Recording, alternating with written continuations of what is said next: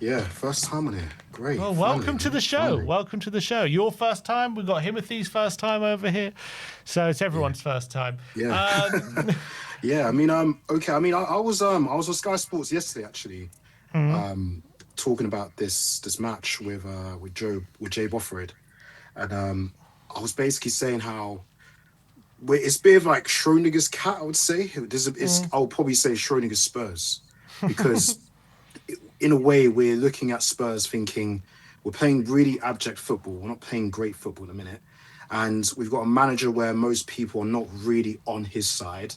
It looks like the players might not really be on his side. And then it turns out we get a result like this today.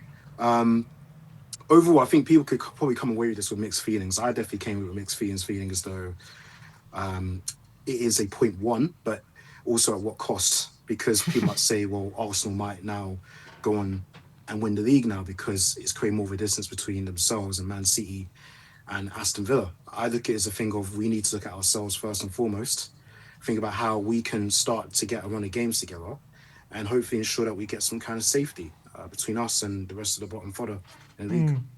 Yeah, I understand that way of thinking, but in terms of what you were saying about the players being behind Frank and whether they are or not, what kind of conclusion do you take away from that point of view about this game? Is it a case of, they because in the first half we were so abject, as you say, but we came back into it in the second half. Is it a case of them in that second half just throwing all caution to the wind because they're 2-0 down and they've got nothing to lose? Or did Frank change some things in that second half which led to them, getting back into it? What do you read into that? You know what's funny, Sim? I think when you look at it from this perspective of the team itself and how it was galvanized, we galvanized ourselves firstly by having or playing in a formation which seems sustainable. And you can see that from the example from the 2-2 game that we had away at PSG for the cup final. And that looks like it was a pretty good sign that we can have some kind of stability. So I guess that did help. I even looked at the formation and the team selection anyway. Obviously, I was a bit iffy about having Kodemwani out on the wings again. I don't really like him playing out on the wings. It's giving me a little bit of the heebie-jeebies. But overall, I would say it looked like it was a solid formation of how we can play with the players we have available. And generally speaking, when it comes to Man City, I think we are probably their bogey team. We usually get some kind of result against them. And normally it is the away team that does prosper in games like this. In this case, it didn't really matter as much. And I think for us, we probably knew that we had to go out there and put on a show. We're playing at home. We got a home crowd up against us as well. They are definitely going to be feeling some type of way if Spurs come away with absolutely nothing. The board know that the pressure's on them. Thomas Frank knows the pressure's on them. The players know the pressure's not only on just themselves, but also on Thomas Frank as well. So, of course, why not throw everything out there? You saw how much we missed Dominic Solanke being up there, up top, getting those balls in. So we could create service for him, as you can see with Gallagher, making that cross for him to score that stupendous goal.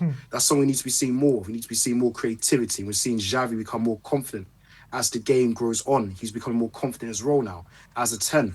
This is something that we should be seeing more often, really. And I think from this alone, it should give the board an impetus now to maybe get some more additions in before the window closes, because, injuries can happen out of anywhere, out of any time. And if Xavi gets injured, where are we going to get that creativity from? We've got to shuffle players around, put them square pegs around holes, which make absolutely no sense. And that's what Thomas Frank's been trying to work out, I think, his best starting 11. And maybe, just maybe now, he might start getting a run of games now with the players he has. And maybe he actually does trust them to probably grind out some results.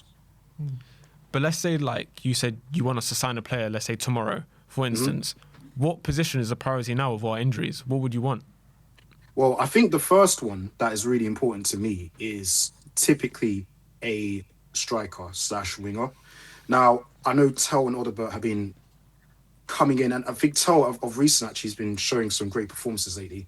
Odobert's also starting to gain some more confidence as well as he plays. Obviously, I feel a little bit more scared when Odobert plays because I think he's touch and go when it comes to injuries.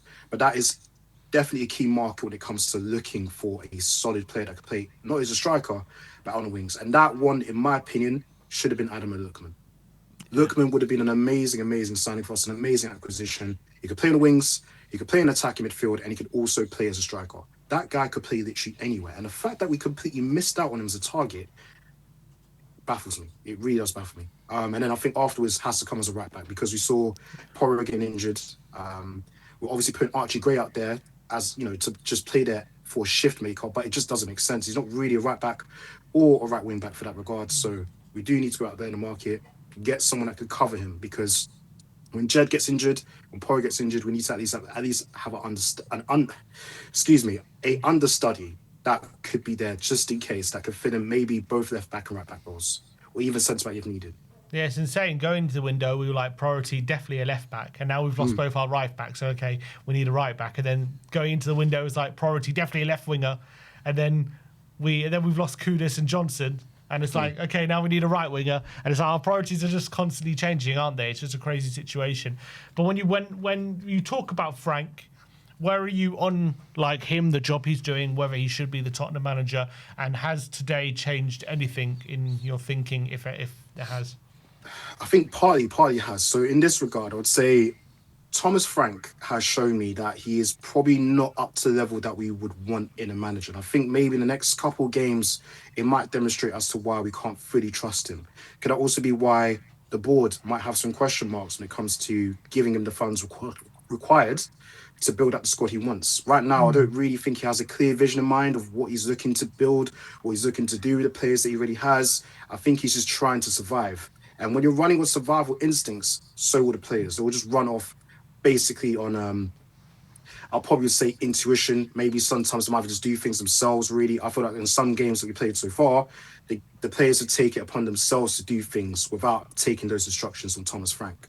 So to me, I feel like we're kind of playing mostly out of survival mode in a minute. And therefore, as a reason for that, I feel that's why the board don't really trust Thomas Frank as much. Maybe they have a clear candidate in mind on who to replace him with, but they just can't get that person in right now for obvious reasons. Like we're right in the middle, bang in the middle of a really busy season, and we've got the World Cup coming. So obviously after the World Cup, that's probably when they can start looking around and probably have a key marker. Could be Poch, could be anyone else for all we know, but I have a feeling it could be Poch that they might look to bring back as the one that might replace him. But obviously they just can't get him in right now. And then when it comes to just players in general and just the whole atmosphere itself, it's still a bit toxic. We've seen how toxic Spurs have been in the last couple of years. We've just been going through a merry-go-round of managers, players. The cycle just continues. And as we saw earlier at the end of last year, Daniel Levy's gone. There's a new look board as well, but do we really trust the new look board? Do we really believe that they could deliver what we want as fans? That's still obviously another question mark. And obviously now, the Lewis family now, you've got the younger genderists, you have Vivian, you have a brother, you've got the other people involved in the family as well as part of the trust, now running the club on a full day-by-day basis. And I'm not really sure if they fully understand the philosophy of us as fans and our connection with the club as well. They need to find that themselves too. So all in all, it's a massive mess.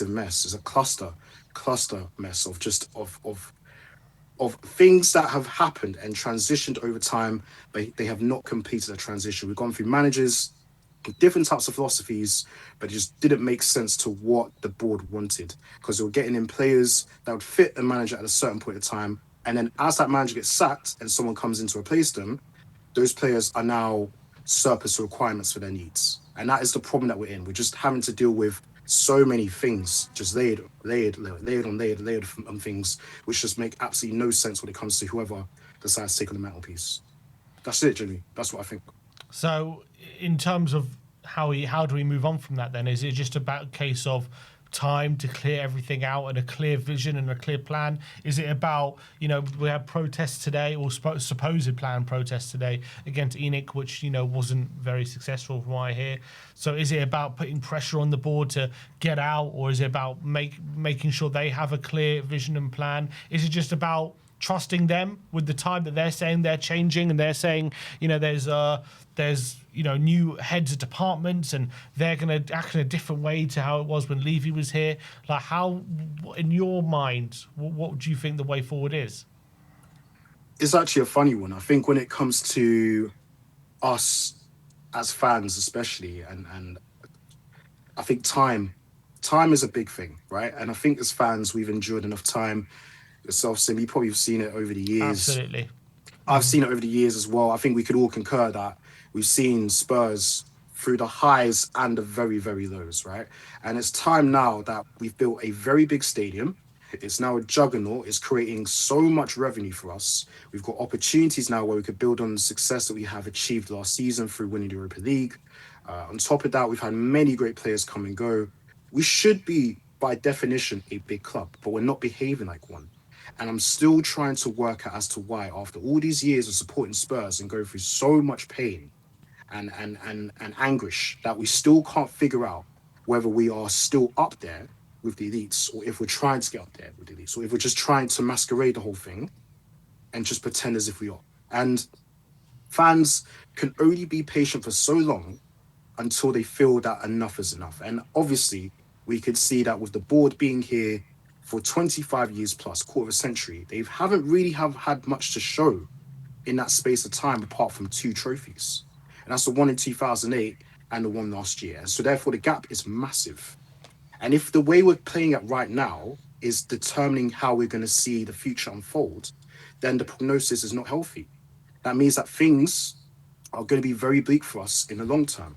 And that's something we don't want as fans. The planned protest today didn't really happen because we saw what the result ended up as. I mean, fans probably would have walked out if the game ended as 2-2 or 2-0, right? But because people started seeing that, okay, we're getting back into the game now, scored 1 goal, and we scored another goal, which was absolutely amazing. That means it must change everything. And we got an issue where we're trying to work out whether fans are there as a consumer, as the product itself, or if we're going there as genuine football lovers. And I think we've got a lot of football lovers, and we've also got a lot of consumerists. And that is what the board is looking at distinctively. They're thinking, how do we still capture the minds of football fans, but also keep the ones who come as consumers, because they're there for the stadium, they're there for the concerts, they're there for basically extracurricular things, but not just the football. And we need to look at that as, we're not just a business, we are literally a football club. We need to have and need to support, and we need to behave like a football club. And that's why I think when it comes to patience, people start to lose interest. You know, they'll probably watch a game every now and then, but they wouldn't want to go to games. As you can see, lots of games have unsold tickets. The prices are really high. How do you encourage a fan like yourself or many others out there to still continue going to games, to still continue supporting the team, if you keep on bringing in dross results, if you keep on bringing in misprofiled players who don't perform to the level required, and for the fact that we're playing absolutely terrible football as well, that's not really convincing. That's not really going to help us in the long term, is it? So I think for the long-term project itself, the board needs to clarify what exactly the long-term strategic goal is. It's very easy to say we want to be successful on the pitch and we also want to be successful off the pitch. The success off the pitch has already happened. The success on the pitch is going to be long-term, but you need to start proving that now. And we're not seeing that right now from the transfer market itself, from the players they're bringing in. We need more than that. We need actual communication. We need daily communication from the board. We need it from Vinay, because you see him every now and then, but he just disappears. Johan Lang is the same as well. They need to come out and start speaking as if they have a relationship with us as well. That way we can begin to get their trust and they can earn our trust back as well. Without all of that, there is absolutely nothing to say that Spurs could look like a great club in the future. I'm not even sure about it myself. I'm sure you guys probably agree with that too. Yeah, absolutely. I think the whole thing is so messy at the moment, and even behind the scenes, you know, with Paratici leaving after he was a big face of the rebuild, and the fact that, you know, a lot of the fan base have lost faith in the manager who they appointed 6 months ago as also another big face of the rebuild as well, I think just goes to show how messy it is behind the scenes. And as much as there's been a big rebrand of ENIC when it comes to Levy leaving, and they're like, okay, we want to win more games more often, and we want to be, as you said, successful on and off the pitch. The evidence at the moment suggests that they don't know what they're doing really, and it doesn't suggest they actually have a plan. And there might have been some ulterior motives to Levy leaving or whatever, and they've just given out some sort of PR statement. That's what the evidence suggests, because what we're seeing on the pitch and what we're seeing in terms of, you know, the kind of vision they have, there doesn't seem to be any. And that's, I think, why a lot of the whole ENIC stuff is coming out again in terms of protest. But as you say, then it wasn't successful today, and that was a shame. Maybe down the line, maybe people are waiting to see if January's over, if nothing really happens, they'll get back on it. But I think now's the time to protest, I'll say, because now you put pressure on them during the window to actually do something. Once the window's closed, what can they do? You have to wait. You have to wait till the next window. And yeah, it's a really tough situation as a Tottenham fan to know exactly what to do, because you want to believe that the club want to do well and they want to be challenging, but all the evidence suggests that I don't know if that's still the top priority yet. But look, Daniel, I appreciate you calling in. It's a great call. A lot of love in the comments for you. A lot of people saying it was a great call. Please do call in again. Where can we find you? Are you on social media? Yeah, I'm on 12, so I'm going to put my stuff down, and you could see me regularly on Sky Sports as well. So I'm a Spurs analyst for Sky Sports. I'll always be on TV every now and then on weeks. So I'll put my Are you there. one of those fanalists? Oh yeah, definitely. Yeah. That's it. Is that what it's called? So worked on the other side of things as well. So that's why I'm always on Sky regularly. So yeah. I see. Oh, so you're not okay. So you're actually in the studio. You call in? Yeah, I'm in the studio as well. Show. Yeah. Okay, amazing. Okay, do call in again, bro. Appreciate you. Of course. Thanks a lot, man.